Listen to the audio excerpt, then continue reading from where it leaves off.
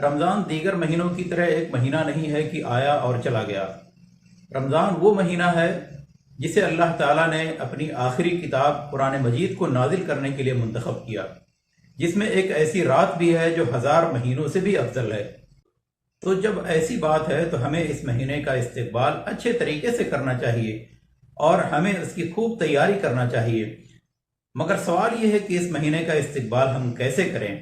اس کے لیے ہم کس طرح خود کو تیار رکھیں؟ ہمارے اسلاف کا طریقہ کیا تھا اور ہمارا طریقہ کیا ہے؟ کیا ہم رمضان کے لیے روحانی تیاری بھی کرتے ہیں یا صرف جسمانی تیاری ہی کرتے ہیں؟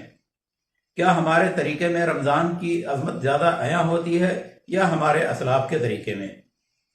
سب سے پہلے ہم یہ دیکھ لیتے ہیں کہ ہمارے اسلاف کس طرح رمضان کی تیاری کرتے تھے، پھر ہمیں خود اندازہ ہو جائے گا کہ کس کی تیاری میں رمضان کی عظمت زیادہ نظر آتی ہے۔ کیا آپ جانتے ہیں کہ صحابہ کرام کس طرح رمضان کی تیاری کرتے تھے؟ وہ 6 مہینے اللہ سے رمضان کو پانے کی دعا کرتے تھے، پھر 6 مہینے اس کے قبول ہونے کی دعا کرتے، یعنی رمضان آنے سے 6 مہینے قبل ہی یہ دعا کرتے کہ اللہ ہمیں رمضان تک سلامت رکھنا، ہمیں یہ موقع دے کہ رمضان کا مہینہ ہم پا سکیں، اور پھر رمضان ختم ہونے پر 6 مہینے مسلسل یہ دعا کرتے کہ ہم نے رمضان میں جو عبادتیں کی ہیں ان کو قبول فرما۔ اللہ اکبر۔